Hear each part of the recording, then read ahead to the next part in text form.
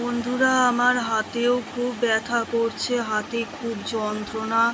কি বলবো, তোমরা একটু বলে দাও প্লিজ।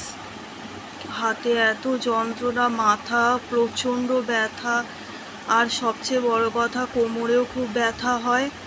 আমি একটু লোভী প্রকৃতির খাবার খেলে না আমার খুব শরীর খারাপ করে। ডাক্তার আমাকে তেলের খাবার খেতে বারণ করেছে, কিন্তু তাও আমি কচুরি, সিঙাড়া, চপ এইসব তো খাই। তার সাথে মাঝে মাঝে কচুরি, লুচি এসব তেলের জিনিস বানাই। তারপরে না খুব ডিম খেতে ভালোবাসি লিভারের জন্য।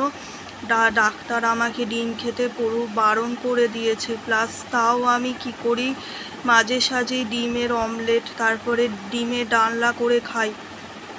কারণ আমার শরীরটা এত খারাপ না, আমি বাড়িতে কোনো সবজি রান্না করতে পারি না। আমার আসলে আগুনের সামনে তো যাওয়া বারণ। আমার অনেকবার জন্ডিস হয়ে গেছে, কারণ আমি প্রচুর চানাচুর খাই।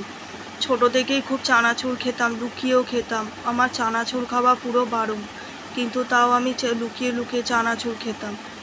আর সেই জন্য আমার খুব কষ্ট হচ্ছে এখন। আমি বুঝতে পারছি না, ভালো করে দাঁড়াতে পারি না, আর কোনো কাজ ঠিকমতো করতে পারি না।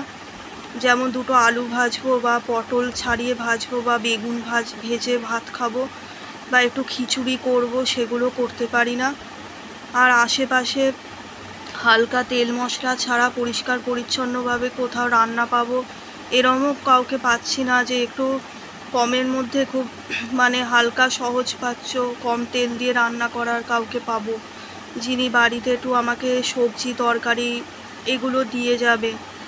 সেটাও পাচ্ছি না। পেটের এত ব্যথা যে আমি কোথাও হেঁটে চলে যেতে পারি না। আমি বিছানা থেকে নেমে হাঁটা চলাই ঠিকমতো করতে পারি না। দুটো কাঁধ থেকে হাত পর্যন্ত প্রচণ্ড ব্যথা। কি করব বুঝতে পারছি না আসলে।